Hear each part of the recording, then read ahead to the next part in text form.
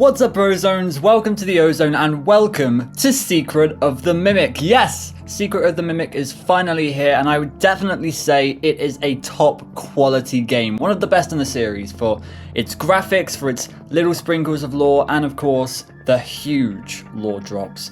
Now, I plan to make a few videos covering a few theorizable topics that came out of this game. One of them is, of course, this never-ending debate of the canonicity of the FNAF books. The argument never seems to go away because there's never any completely groundbreaking, earth-shattering evidence for both, and even if something does come close to that, there's always this small downside to it, or like a contradicting element or whatever. But Secret of the Mimic took the whole story of the Mimic from the books and, well, it didn't exactly like completely break it, but there were a few loose points. For example, in the books, it is very explicitly stated that Edwin's wife Fiona died giving birth to David. However, this doesn't seem to be the case in the games. Although, spoilers, a lot of what we hear from her is coming from the Mexis computer, which in and of itself is its kind of own huge revelation. We do hear for certain that she didn't die giving birth. She actually died in Fullfest a few months before David died. So while it's such a minor change to the story, a lot of people are seeing it as a huge deal, and I really want to chip in and share my opinion on that whole matter, as I've been meaning to do so for quite a while now. But in today's video, I want to talk about the implications of the big overarching theme that I'm seeing in this whole game: theft. But before we do that, please note that this game literally came out yesterday, so if things are slightly incorrect or have been debunked by the time you're watching this, then that is why. I basically just want to share my initial thoughts and theories coming straight out of the game. I plan to make more theories in the near future, so stay tuned and subscribe for more. So let's talk about the game as a whole. Where are we? When are we? What are we doing? We're a Fazbear Entertainment employee named Arnold, and we've been sent to Murray's Costume Manor for, get this, a $25 gift certificate. Now, this is technically the first time we're really hearing about this location, so how does it connect to Freddy's? Well, it turns out that Edwin Murray is a contractor of Fazbear's, designers and suppliers. In fact, all throughout the game, you'll see and hear mentions of Fazbear Entertainment being one of Murray's biggest and latest clients. So, what are we going there for? Well, we're told that recently Edwin has gone quiet, so listen to what Fazbear have to say about it. We have this contractor named Edwin Murray. He was developing some tech folks because he's gone quiet. As per his contract, everything he's been working on for us is now legally ours, so we're sending you in to get it. Our motion sensors indicate that someone is still inside the building moving around, although the signal is a bit erratic, but we don't expect any pending confrontation. We'll follow up with more instructions soon. For now, just follow these directions, find your way into that building. Yeah, so this is some shady stuff, right? Apparently in the contract, Fazbear Entertainment now own all of Murray's Costume Manor. Typical Fazbear Entertainment behavior. But this is interesting and not something that you should just gloss over. Fazbear's aim here is to steal everything, steal all of Edwin's hard work, essentially eliminating all of their liabilities owed to the company and obtaining all of their assets. And they know that this is going to take the company from perhaps a smaller enterprise to a huge animatronic-focused entertainment franchise. So, what robots and designs were taken from Edwin? Literally everything. I was surprised myself, but here's a quick list of a few that stood out to me. Freddy, Bonnie, Chica, Foxy. Chica's Party World is a thing as well, by the way, that still exists in the franchise. Springlock animatronics. In fact, initial designs for Spring Bonnie and Fredbear. There's, of course, Music Man, Roxy and Monty, the entire mediocre Melody Gang, Sun and Moon, Mystic Hippo, somehow Candy Cadet also exists at this point. The game takes place in 1979. What the hell did Edwin not make? The only things I can really think of are the puppet, Balloon Boy, and the toys, the fun times, etc. It's huge.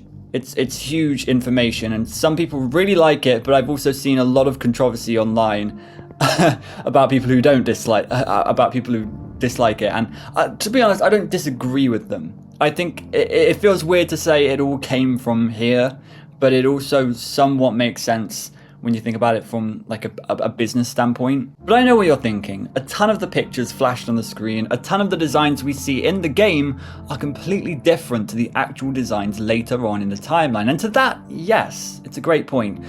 Let's look at Spring Bonnie and Fredbear, for example.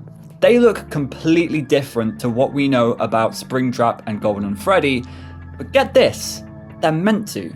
Let's read one of the notes we find in the game about the Springlock suits.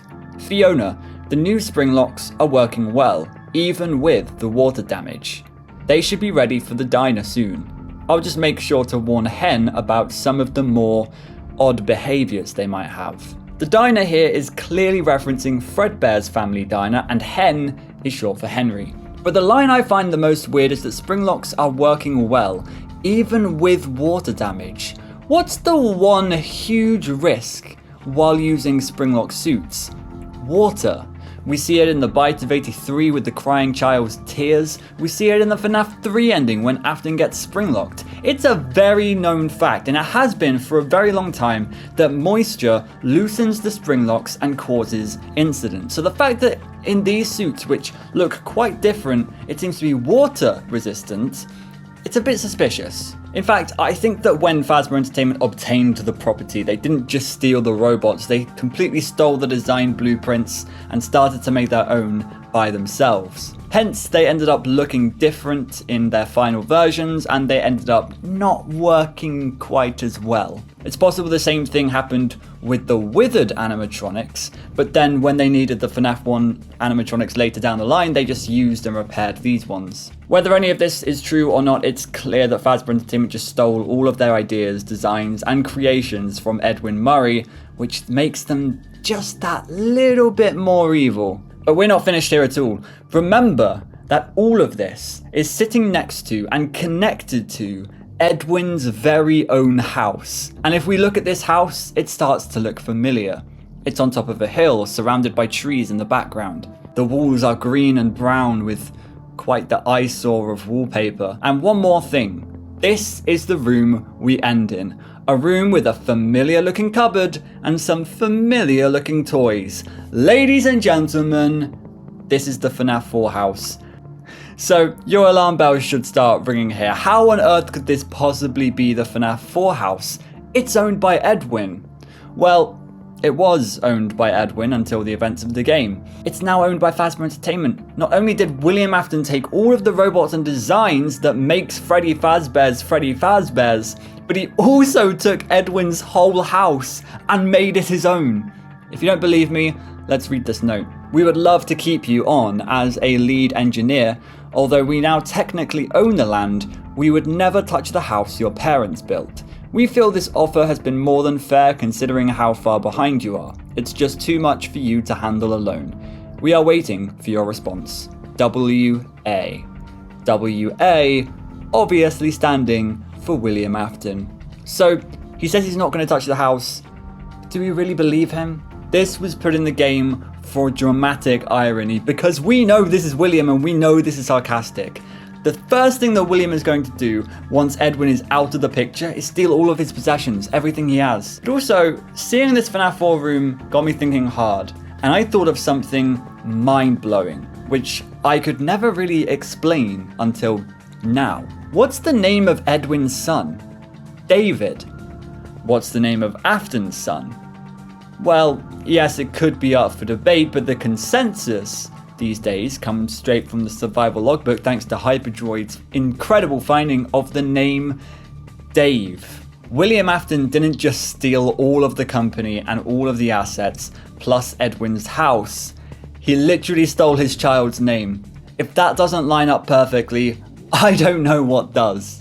The whole series isn't just a story about dead children and possessed animatronics, it's a story following William Afton, and this game may as well be called Fazbear Origins. All that William and Fazbear Entertainment ever did was steal, and in the present day of the FNAF timeline, all that's left of all of it is the Mimic, a heartbreaking reminder of William Afton's antics. And while I want to add more to that, this big lore point is quite interesting nevertheless. If you have anything else to add on to any of that, please comment below. I would love to hear all of your reactions and theories coming straight out of Secret of the Mimic. Did you enjoy the game? I can say wholeheartedly that it was really fun to watch. At least I didn't actually play it. Thanks for watching, guys, and I will see you later. Goodbye.